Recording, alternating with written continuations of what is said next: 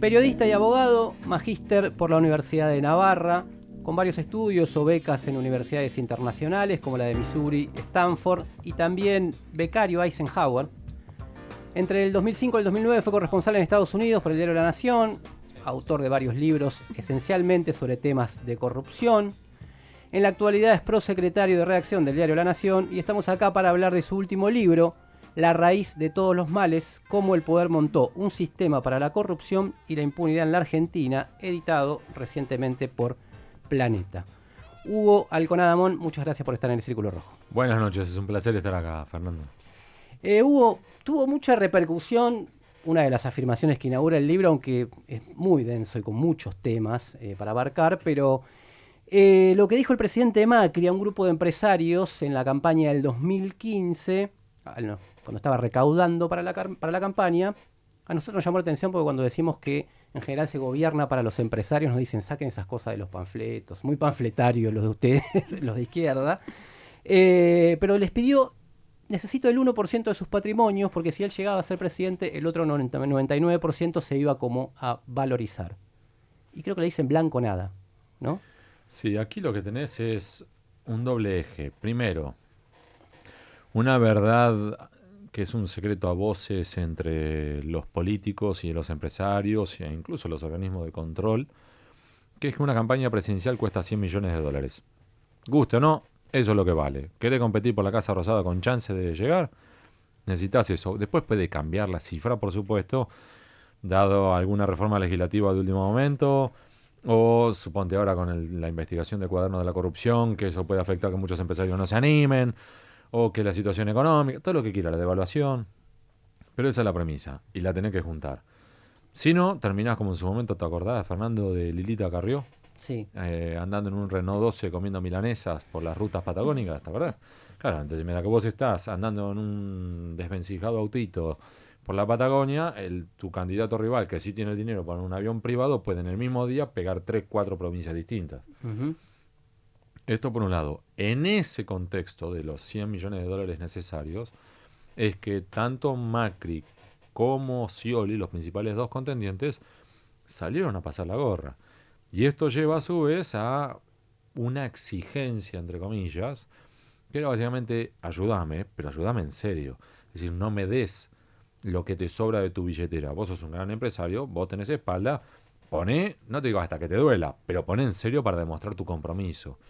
Y entonces una de las frases que usaba Mauricio Macri era quiero el 1% de tu patrimonio. No era como soborno, sino era comprometete. De hecho, hay otros a los cuales cuando les decían necesitamos dinero y le daban una cifra, y de otro lado decían no te puedo dar eso, bueno, ¿vos qué tenés? Supongamos, fábrica de churros, fenómeno. Vas a ponerme entonces churros en todos los actos de campaña donde vos a su vez tengas algún local o sucursal cerca. Churros, lo que sea, pizzas, empanadas, gaseosas, cerveza. Es decir, vos fabricás o distribuís teléfonos celulares, poneme todos los teléfonos celulares de la campaña. Entonces, oficialmente no sale dinero de los balances de tu compañía, pero vos me demostraste tu compromiso conmigo poniéndome 300 teléfonos celulares para todo mi equipo de campaña, por ejemplo. Y lo mismo pasó con Scioli. De hecho, me contaban algunos empresarios que el equipo de Scioli a menudo te tarifaba el ida y vuelta. Es decir, supongamos, vos ponías $100 mil, gracias. $300 mil, cena con otros 12, 15 empresarios. $500 mil, cena solas, y ahora voy a ser irónico, y a la luz de las velas. ¿Entendés? Entonces, en la ñata. Entonces tenías distintas dinámicas. Y lo otro también es, si vos jugás limpio, Fernando, no llegás jamás a los $100 millones. Entonces el propio sistema te lleva a tener que jugar en negro, porque es la única forma de llegar a los 100 millones. Ergo, si vos me das en blanco, yo no lo voy a poder explicar ante la justicia electoral. Prefiero que me la des negra, para que yo a su vez después pueda hacer todos los pagos en negro que tengo que hacer. Entonces, a su vez, esto te lleva a que, por ejemplo, Mauricio Macri en distintas reuniones aclaró a los empresarios, por mí muchachos, negra, no hay problema.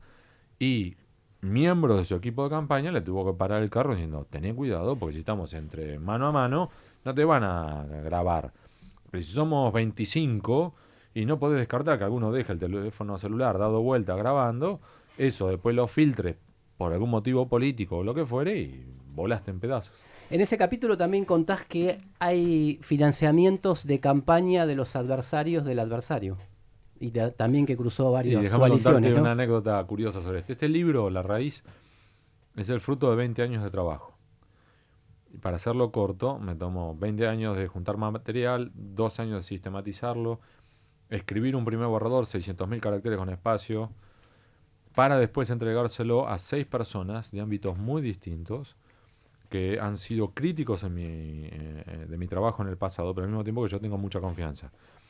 Un economista, un exfuncionario de la Oficina Anticorrupción, por ejemplo, un ex funcionario de un organismo multilateral, o sea, lo que te imagines. Uno de ellos era un lobista, otro era un político profesional. Básicamente para que lo castigaran, ¿sí? Le dieran cachinga al libro, esto es inconsistente, acá te falta esto tiene una laguna, esto, ¿sí? Y con eso corregirlo, mejorarlo, ampliarlo y demás. Cuando expongo que en definitiva durante la campaña de 2015 Mauricio Macri financió parte de la campaña de Sergio Massa porque Massa a su vez le mordía votos a Daniel Scioli y a su vez reconstruyo que Daniel Scioli le ofrece financiar parte de la campaña a Margarita Stolbizer porque a su vez le mordía votos a Mauricio Macri. Sin embargo, Scioli le condiciona ese apoyo de financiamiento político a que Margarita a su vez levantara el pie del acelerador con respecto a las críticas sobre corrupción de, en particular, Otesur a los Kirchner. Esta es la historia. Esto ya estaba en el primer borrador. Uno de los expertos de esta historia que yo consulto para que revise el borrador me dice: Hugo, está muy bien, pero te faltan antecedentes históricos. Le digo, ¿cómo cuál? Cuando el menemismo financió la parte de la campaña del radicalismo después del Pacto de Olivos para a su vez morderle votos a Bordón. Frepaso, en ese momento todavía no era Frepaso. Y yo me quedé duro diciendo, ¿y eso cómo lo sabés? Me dice, yo lo negocié. Y ahí empezó a reconstruir ese, que es nada más que un párrafo, pero es un ejemplo de ese proceso. Esto, en definitiva, es una historia que viene de manera recurrente hace décadas. Estamos hablando con Hugo Alconada Mon, estamos hablando sobre su último libro, La Raíz de Todos los Males, publicado por Planeta Celeste. Sí, ahora salió un poco, digamos, de la agenda, pero te quería preguntar sobre la causa de los cuadernos. ¿Cómo la ves hoy? ¿Cómo ves que evolucionó? Como un enorme signo de pregunta. Y como un signo de pregunta que me inquieta y que realmente no es que estoy esquivando la respuesta, sino que soy muy cauto, Celeste. Primero porque desconfío de todos. De jueces, de fiscales, de los abogados, de los empresarios, del gobierno, de todos.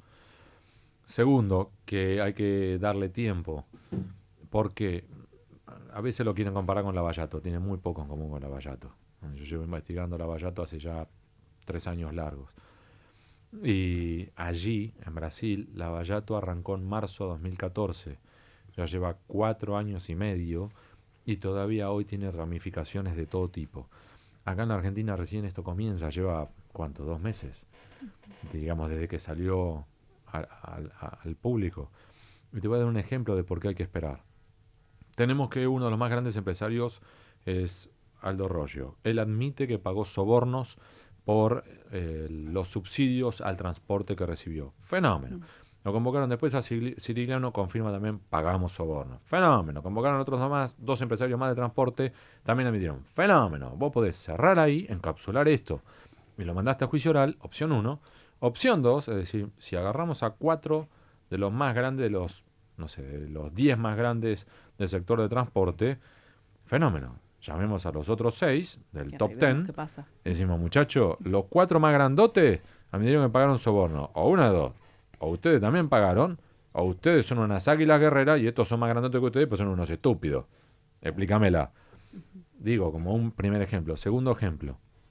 Hay que ver con las PPP. Para los oyentes, hay contratos que incluyen la participación pública y privada, y el privado a su vez tenía que garantizar el financiamiento. Ese financiamiento, porque están en los cuadernos y han admitido pago de sobornos, se cayó. Entonces ese financiamiento lo hay que suplantarlo de otro modo. ¿Qué va a pasar con eso? ¿Qué va a pasar con las empresas que participan en las PPP?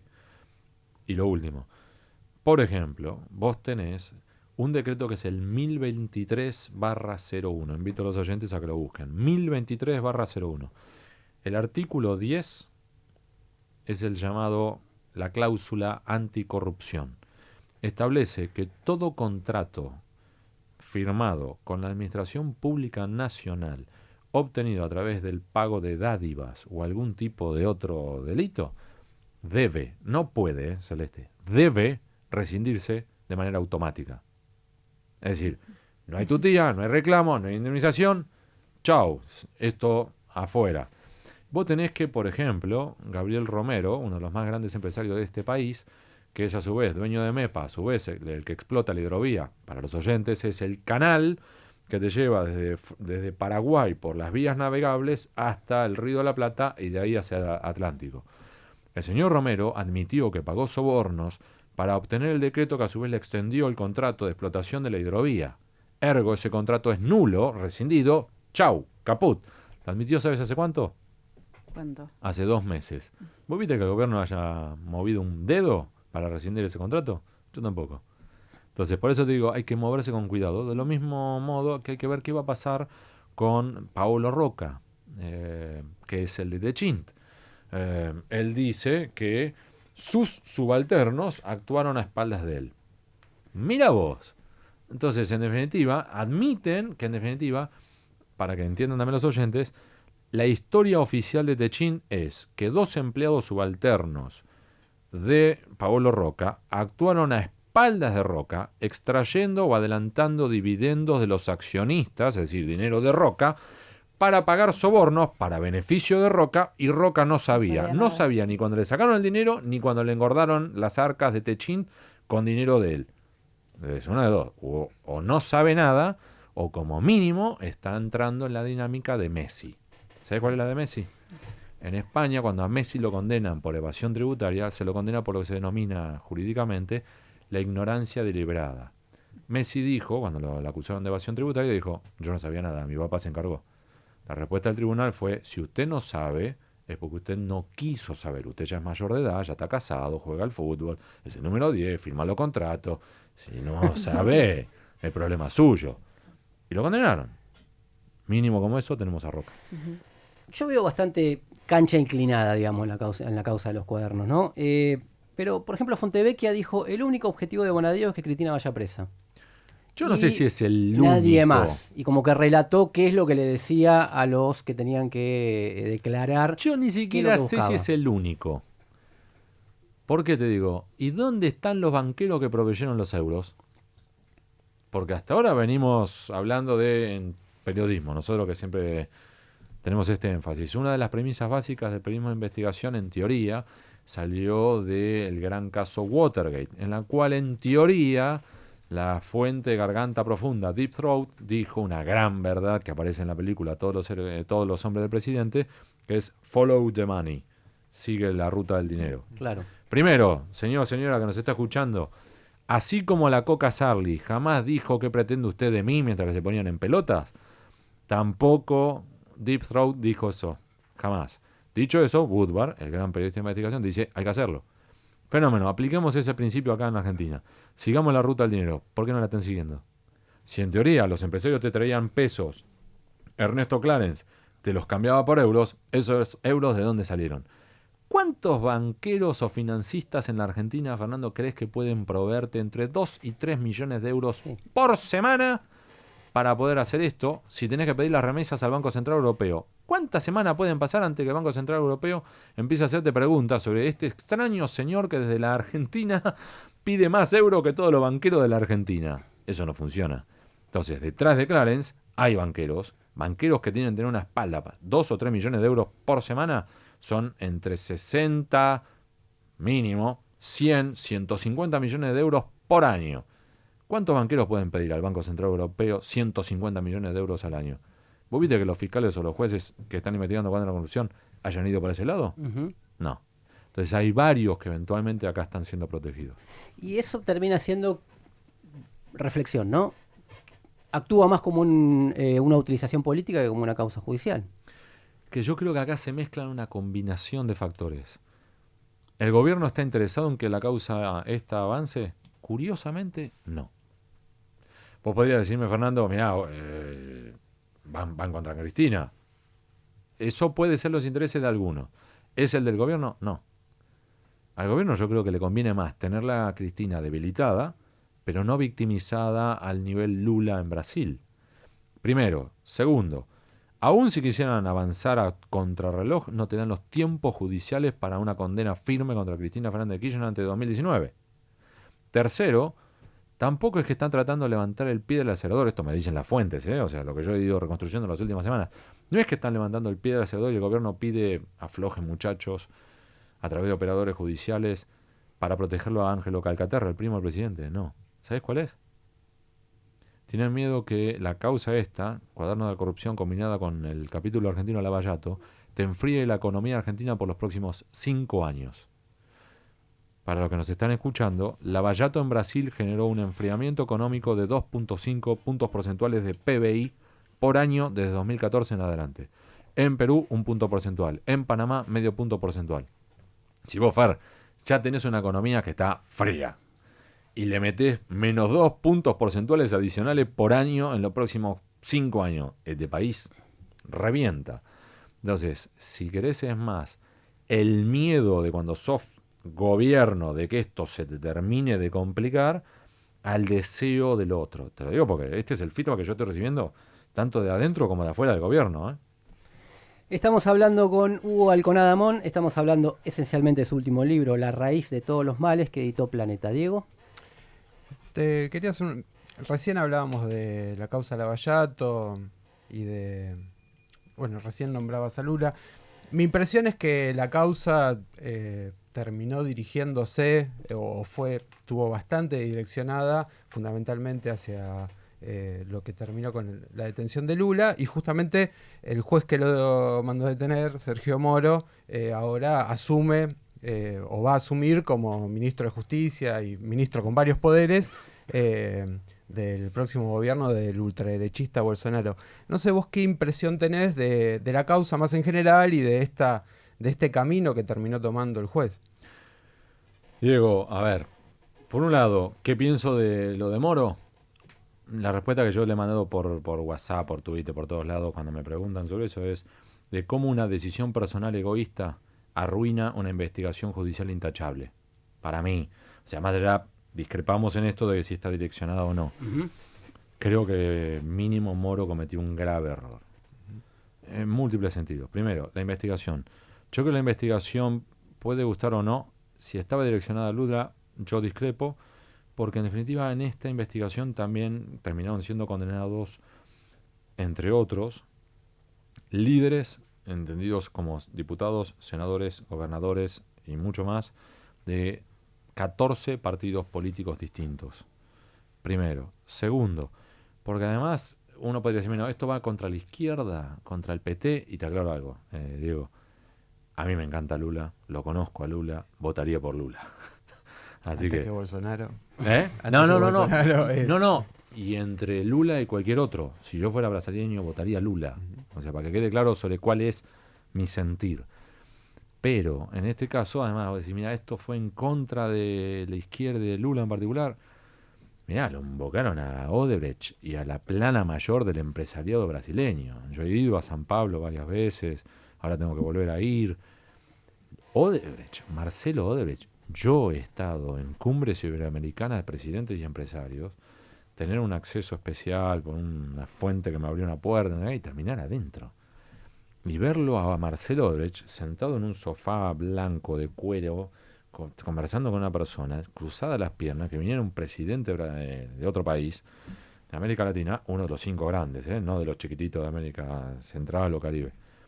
Y el presidente esperarlo, y Marcelo mirarlo así, estaba mirando para aquel lado, ¿no? Me dice, así, dice, estoy falando. Después. Y ni se paró por respeto a la investidura presidencial, nada. Y el presidente, que entendía que este era el verdadero jefe, sí, y se fue. Y siguió charlando. Este señor Marcelo Odebrecht fue condenado en Brasil. Entonces, la investigación para mí fue muy buena. Lo de Moro para mí fue un grave error en múltiples sentidos. Primero, porque acepta ser ministro de un ultraderecha, xenófobo, racista, de lo peor, defensor de la dictadura brasileña. Primero. Segundo, hasta egoístamente pensando, hubiera sido más astuto para él quedarse quieto, esperar 2 años, por la legislación brasileña, dentro de 2 años había 2 ministros de la Corte Suprema que por edad se tenían que ir. Con lo cual, si tenía buen vínculo con Bolsonaro, se quedaba quietito y en 2 años le iban a proponer a ser ministro de la Corte. Más aún, estaba harto de ser juez, renunciaba a Moro y podía hacer lo que se le cante. Desde profesor de la universidad que se le cante, a armar la consultora que se le cante, a terminar, no sé, mínimo que miembro del Tribunal de la Corte Internacional de la Haya. Sos Batman, básicamente. Entonces, hay que ver qué va a pasar ahora. Y la verdad que es un enorme signo de pregunta también, como le decía Celeste en otro caso. Uno, puede ser que Moro impulse reformas muy buenas, puede ser.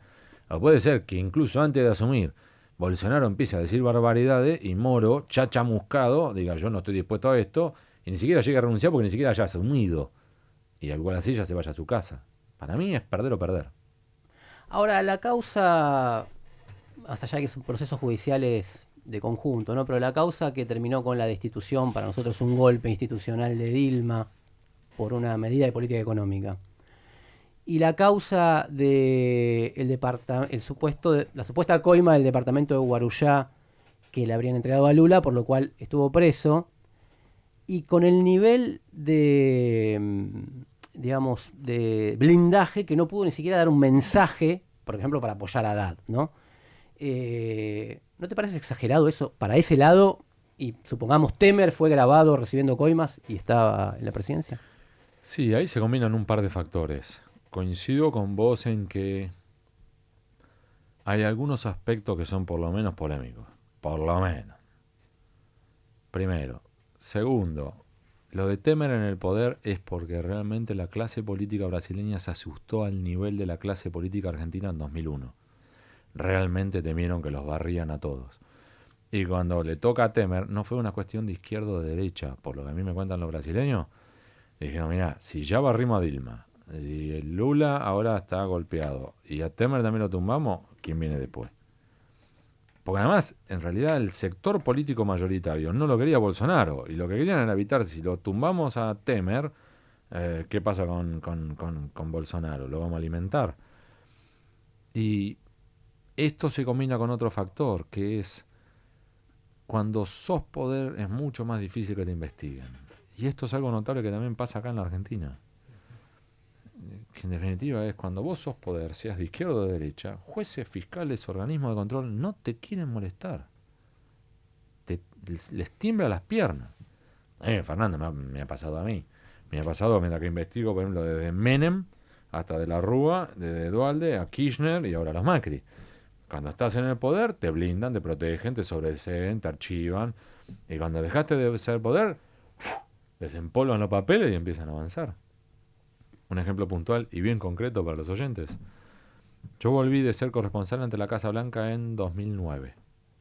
Yo vengo escribiendo desde antes y después. Desde 2009 hasta diciembre de 2015, ¿sabes? Por todo lo que yo he publicado, que vos lo sabes. ¿Sabes cuántas veces me llamaron a declarar a tribunales? Diciembre, desde principio de 2009, fines de 2015. Son casi 7 años. ¿Cuántas?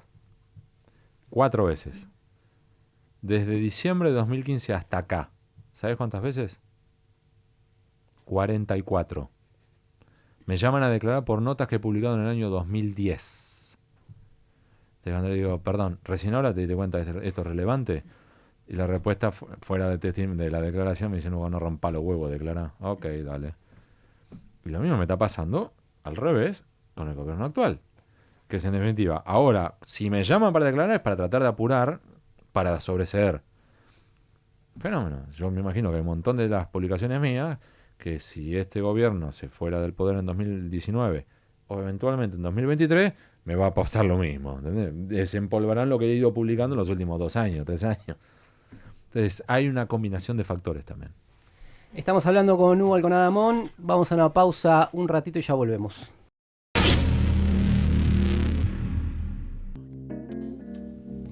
Seguimos hablando con Hugo Alconadamón. Estamos hablando de su último libro, La raíz de todos los males, cómo el poder montó un sistema para la corrupción y la impunidad en la Argentina, editado por Planeta. Celeste.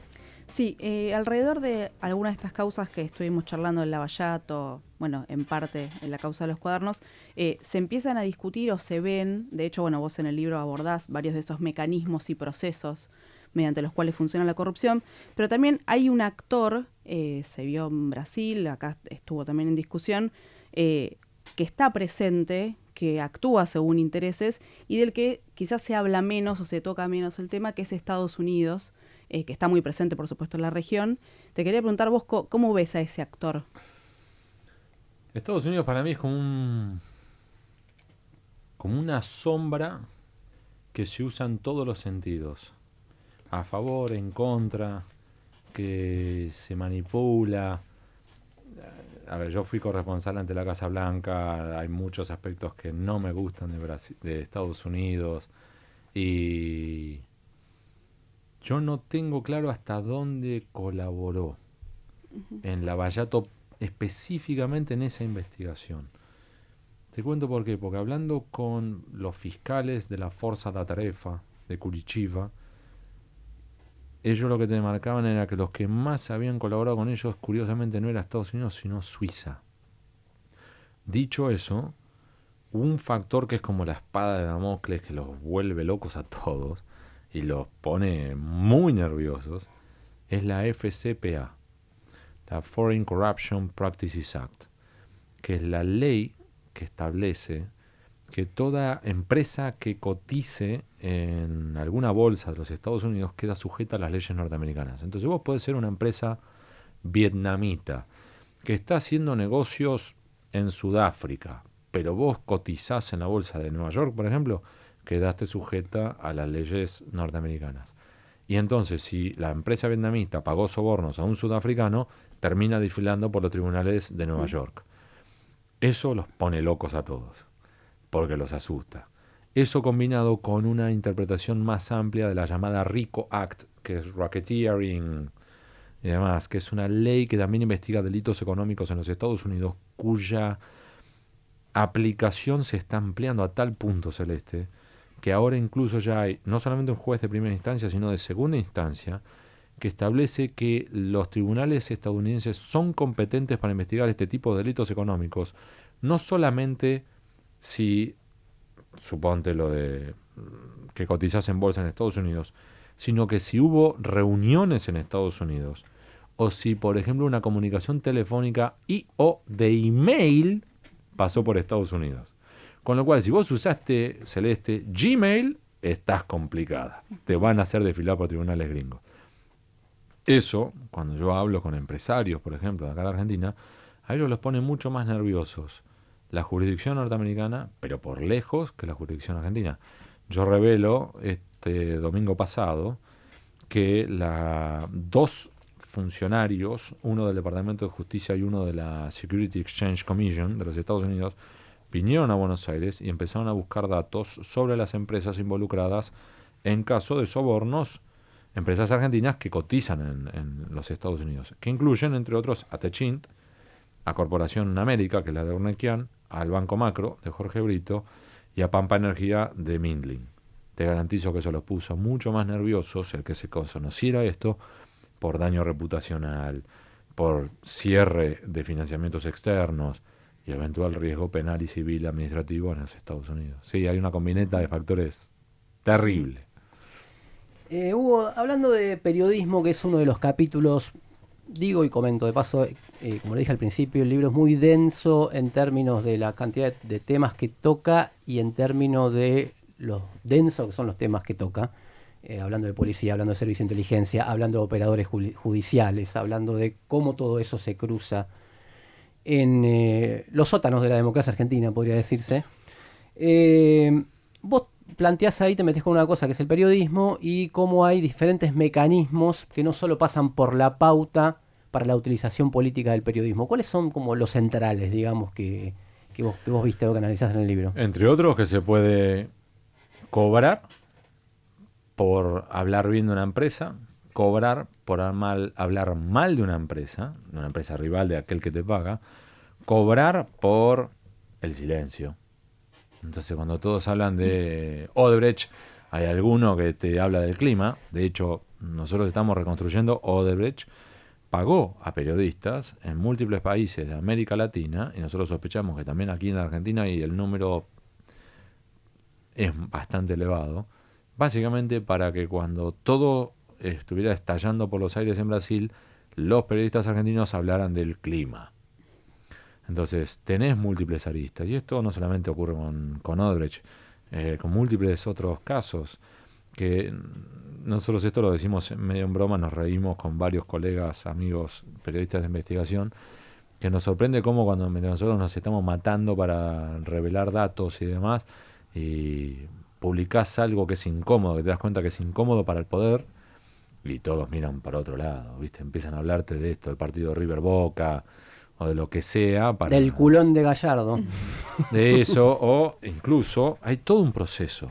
Pero en serio, Fernando, a ver, hay todo un sistema montado para esto, para la desinformación.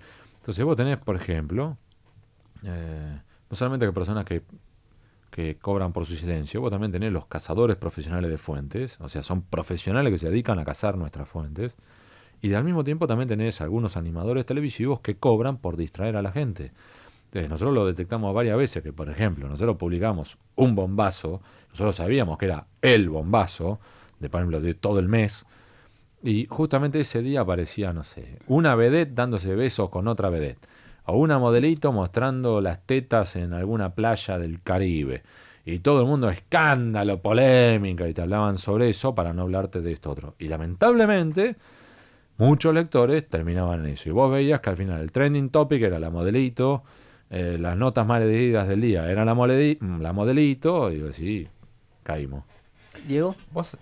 Vos en el libro también hablas de que ese sistema que decís de silencio o de hablar de otro tema también se aplica para los políticos. Hay un caso que a mí me llama mucho la atención, que es el de Horacio Rodríguez Larreta, de la Ciudad de Buenos Aires, que o hace las cosas muy bien en la Ciudad de Buenos Aires, cosa que me parece un poco rara, o combina todos esos factores, porque en lugar que aparece, o nunca se habla de nada malo, o siempre aparecen lugares hablando de lo bueno que está haciendo. No sé vos qué opinás de ese caso.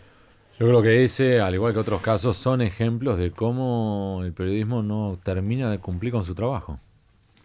Y te voy a dar otro ejemplo, ese es uno, digo, y coincido. Otro, como fue en su momento, ¿te acordás? Daniel Scioli en la provincia de Buenos Aires. Yo te cuento, yo vivo en La Plata.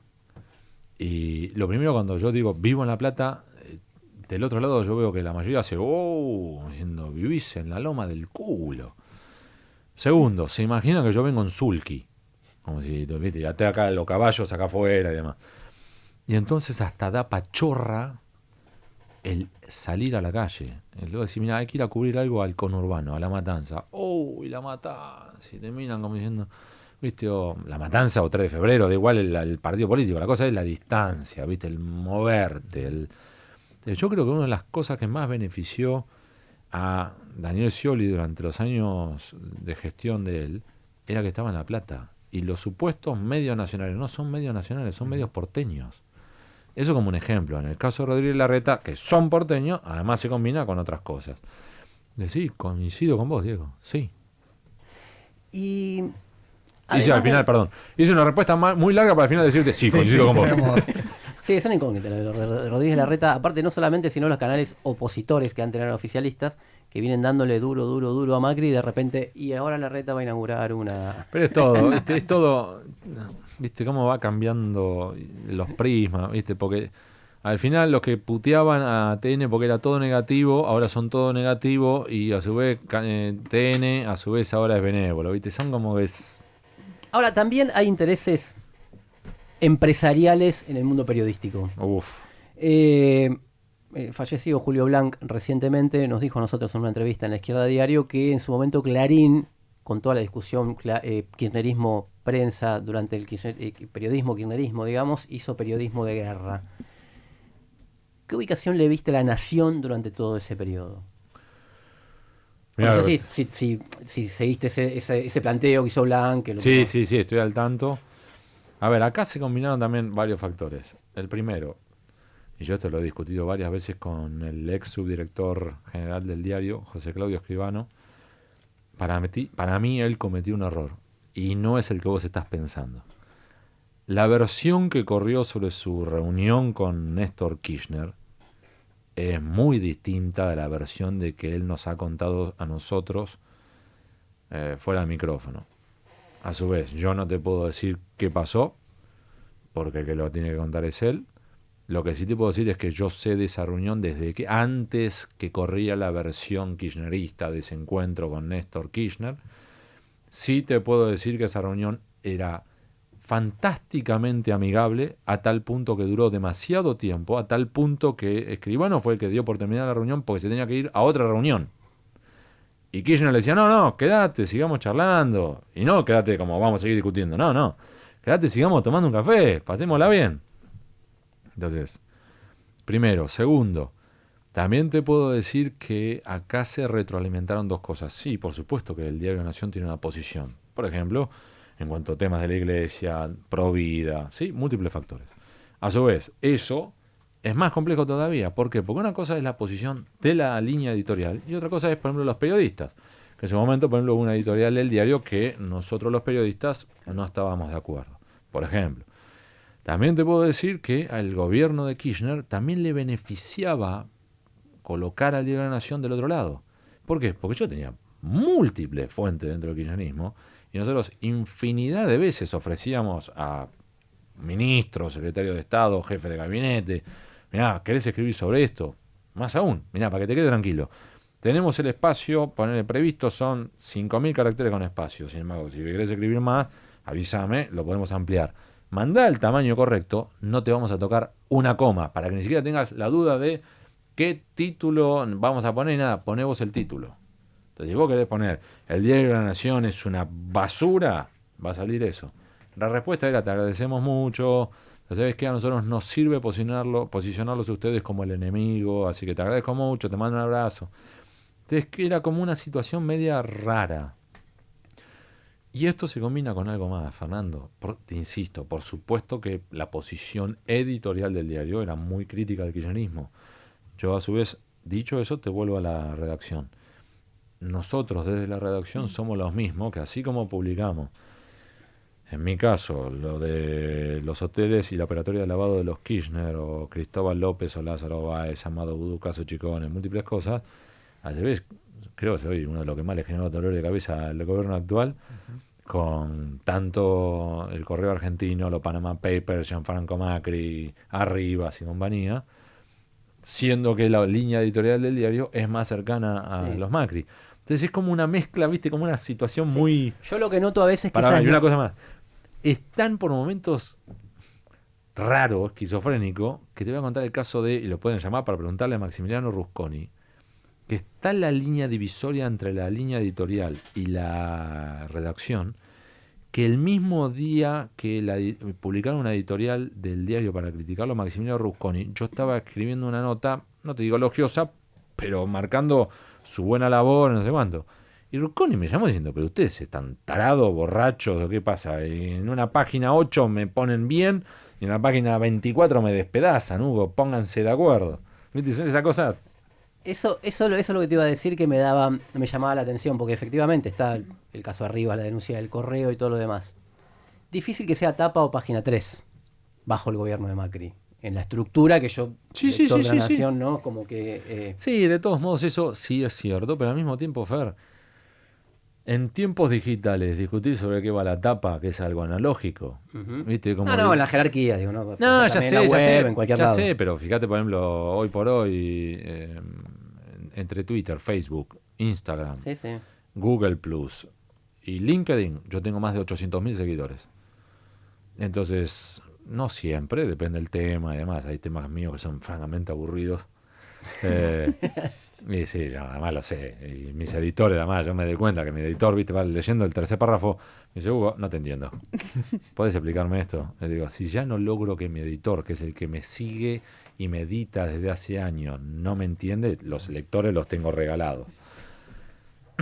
Dicho eso, con esa amplitud que tenemos en redes sociales, por lo general mis notas están en el top 5, entre las 5 más leídas del día. Entonces, la piloteamos.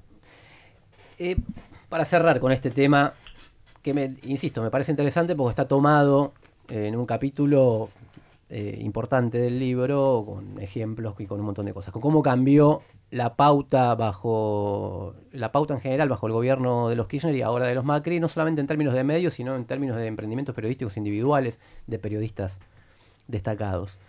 Pero vos hablabas justamente de ese editorial que era No Más Venganza, del diario La Nación, en el cual planteaba, bueno, casi un reclamo de impunidad para los genocidas, ¿no?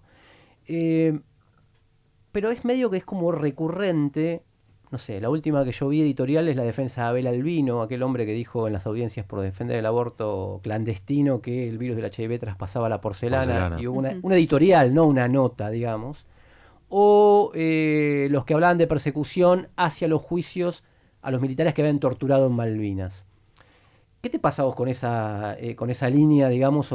Porque en esa salieron del propio diario, vos, Gabriel Sued, un montón de otros periodistas, con temas tan densos. También depende. Como verás, a mí me gustan los matices. Depende. En algunos temas no estoy de acuerdo. En otros temas, como el de Albino, tampoco. Pero al mismo tiempo te cuento, yo junto con un grupo de amigos, yo aporto dinero a CONIN. Porque creo que la obra que hacen en general es valiosa. No estoy de acuerdo con lo que dijo Abel Albino, ni en un millón de años luz. De hecho, yo estoy a favor de la legalización del aborto, o por lo menos el derecho a la opción, para empezar. ¿Sí?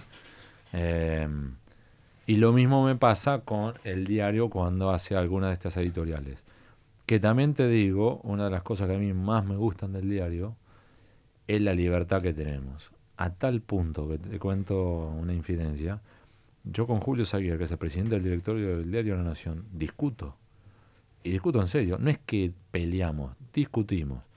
Y discutimos de por ahí intercambiar 1, 2, 4, 8, 10 correos electrónicos largos, con citas jurídicas, Heidegger, Nietzsche, que esto, que el otro, que la encíclica, y es un ida y vuelta, y él acepta esto. No es que podría decirte en términos básicos, vos sos mi empleado, ¿quién carajo te cree que sos? O te gusta o no te gusta, y si no te gusta, ahí tenés la puerta. Podría.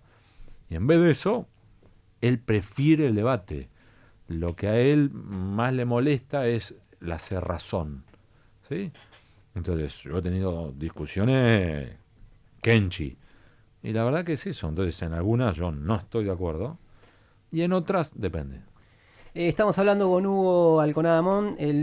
Su último libro es La raíz de todos los males, cómo el poder montó un sistema para la corrupción y la impunidad en la Argentina. Ya que lo tenemos acá, vamos a seguir un rato más. Vamos a exprimirlo un poco. Diego. En el libro vos le haces un capítulo especial sobre el rol, la fuerza de seguridad y el entramado que hay. Y ahí hablas de que hay una cierta continuidad entre lo que viene de la bonaerense, el gobierno de Vidal. Florencia Arrieto habla del rol de Ritondo ahí en ese entramado.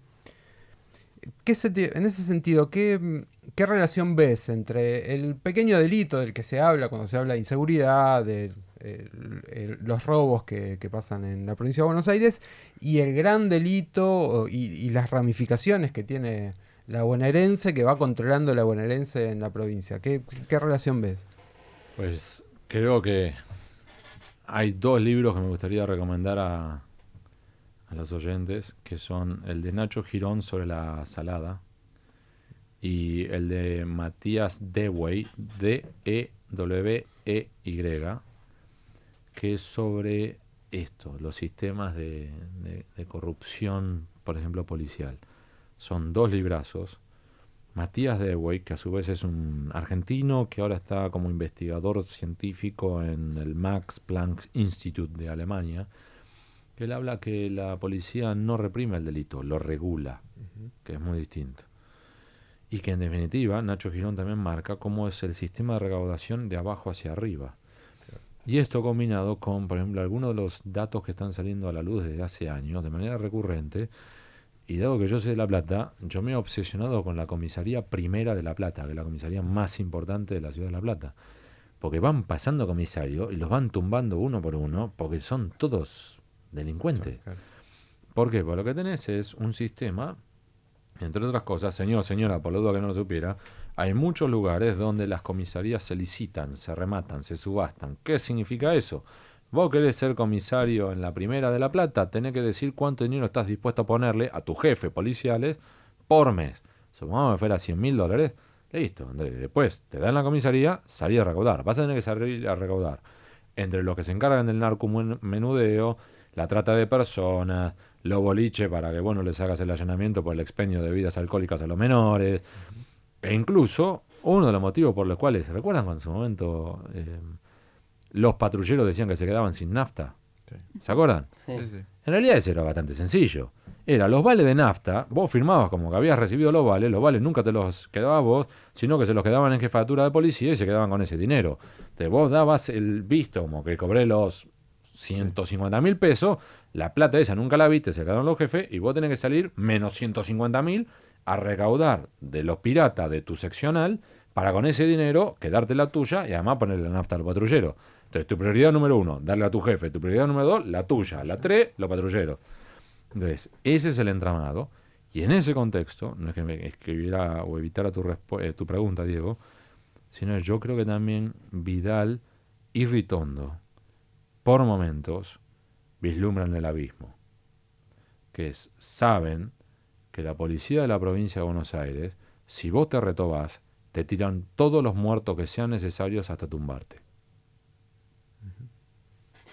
Relacionado con esto, los casos de los servicios, el caso de los servicios de inteligencia, que ahí también hay como una vuelta o una continuidad, está descrita en el libro. La número 2, bueno, el caso a Rivas, que debe tener simpatía, pero también, aparte de Rivas, que se conoce más, está Silvia Magdalani, durante muchos años miembro de la Comisión de Control de las Actividades de Inteligencia, que como todos sabemos estuvieron muy bien controladas durante todo este tiempo, o el propio Juan José Gallea, que maneja las finanzas y la caja negra, están en la estructura actual. Tomando esto y lo de la policía, ¿este no era el gobierno de la regeneración institucional? En teoría. En teoría. Y lo que tenemos es que ¿sabes quién iba a ser el verdadero jefe de la AFI, la Agencia Federal de Inteligencia? ¿Quién? El Tano Angelici. Ah, qué lindo. Ese era de hecho, Mauricio Macri le ofreció la AFI al menos 2 veces al Tano Angelici. Angelici dice, no, vamos para quilombo, es demasiado. Y entonces Gustavo Arribas, ¿sabes cuál iba a ser el puesto de él? Él iba a encargarse del puesto que quedó para Fernando Marín, de la televisación de los partidos de fútbol. Él se sube al avión en Brasil como futuro responsable de la televisación de fútbol para todos, aterriza como jefe de la AFI. Literal, le cambiaron el puesto mientras que estaba en vuelo. Y en esta línea vos mencionaste 3 que son relevantes. Arribas, Magdalani, Gallea. Yo te ofrezco un 4. Porque a menudo estos cambios, ¿sí?, que son cambios como de timón, ¿sí?, uno los puede vislumbrar no por el timonel, sino por, ¿sí?, quienes están abajo en el giro. Es un señor llamado Eduardo Miragaya, un fiscal, que era fiscal, que estuvo con problemas penales y de sospecha de enriquecimiento ilícito y demás en tiempos de Menem, que en tiempos de los Kirchner se frizó a sí mismo pidiendo licencias médicas y demás. Con el resurgimiento, la salida de los Kirchner y la asunción de Macri, sin terminar o dar de baja su licencia médica, se activó a sí mismo y entra a la CIDE, la vieja CIDE, la AFI. Y desde ahí empieza a entablar las relaciones con jueces federales. ¿Y cómo termina la historia, Fernando? Hoy está afrontando una investigación penal por la cual han pedido la indagatoria del señor Miragaya, porque entre otras cosas intentó jugar a 2 bandas, que era, por un lado, inventar testigos que perjudicaran a Lázaro Báez, pero al mismo tiempo exponer o acusarlo al juez federal Sebastián Casanello, que había coordinado y había arreglado un encuentro con Cristina Fernández de Olivos en Quinta de Olivos. Y para eso colocan a 2 testigos que ya son falsos, uno de ellos lo admitió. Con lo cual querían hacer la doble jugada. Por un lado, fastidiar a Cristina Kirchner y a Lázaro Báez, y por el otro lado, lograr impulsar eventualmente o el apartamiento de Sebastián Casanello para colocar a un juez más cercano al poder, o 2, incluso generar la destitución de Casanello. Ahí tenés cómo es la nueva AFI. Por último, una pregunta general. ya sé que no es lo del análisis político, pero tomando todos estos elementos, me quedé con lo que decías al principio de Carrió y el Renault 12 y todo lo demás. Medio como que está metido en el medio de todo esto también ahora. ¿Quién? Carrió. Sí. O denunciando no cumple el rol de... Carrió se siente... Yo hace tiempo que no hablo y yo con ella tengo una relación muy singular. Por momentos dice que me ama y por momentos yo creo que me querría asesinar. Lo digo en broma, a ver si todavía ponen después en Twitter, Carrió me quiere asesinar. No, ya tenemos el título. Hugo Alconadamón, Carrió me quiere Sí, asesinar. sí, por eso. No, aclaremos, señor, señora que nos está escuchando, es un chiste. No, a ver, en serio. Carrió se siente encorsetada, se siente como en un chaleco de fuerza. Carrió hoy por hoy es el certificado ISO 9000 de buena conducta para Macri. Entonces, más de una vez cuando múltiples votantes de Mauricio Macri dicen es Macri y preferirían buscar otra opción, dicen bueno, vamos a ver. Y terminan votando por Macri básicamente porque Lelita está al lado. Entonces, Lelita a su vez, en un mundo ideal, la sensación que a mí me queda es que en ese mundo ideal para Lelita sería que para esta altura de 2018 Macri ya estuviera en una situación económica excelente, que la reelección de Macri estuviera prácticamente caminada, para en marzo del año que viene abrirse y despegarse un poco, por lo menos posicionarse como, si querés, como Ricardo Alfonsín, es decir, te miro cerca pero lejos, distante, apoyo crítico. Entonces vas a ganar, yo puedo estar afuera incluso, ya no soy parte de una coalición, y volver a tener 3% de los votos, bueno, bien, te apoyo desde afuera, en algunos proyectos de ley te voto a favor, en los otros te critico y demás, pero ya desde afuera. Con la situación económica actual, con la situación de las encuestas y demás, Lelita siente que si hace eso, ella podría terminar reencarnando el rol de Chacho Álvarez con De la Rúa allá por 2000 con, ¿te acuerdas? De Coimas en el Senado. Sí, sí. Entonces Lelita se siente encorsetada, yo creo que más de una vez le gustaría arrojar una granada adentro de la Casa Rosada y no puede hacer eso, se tiene que tomar un tranquinal y tomarse un viaje y esperar. Era Hugo Alconadamón, estábamos hablando de su libro La Raíz, un libro recomendable sobre muchos hechos, como se expresó en la entrevista, podemos tener matices sobre lecturas generales y discusiones sobre lecturas generales, pero muy recomendable todos los temas que abarca. Lo editó Planeta y bueno, gracias Hugo por haber pasado por el Círculo Rojo. Muchísimas gracias Fernando, Diego y Celeste, un placer. Seguimos hasta las 12.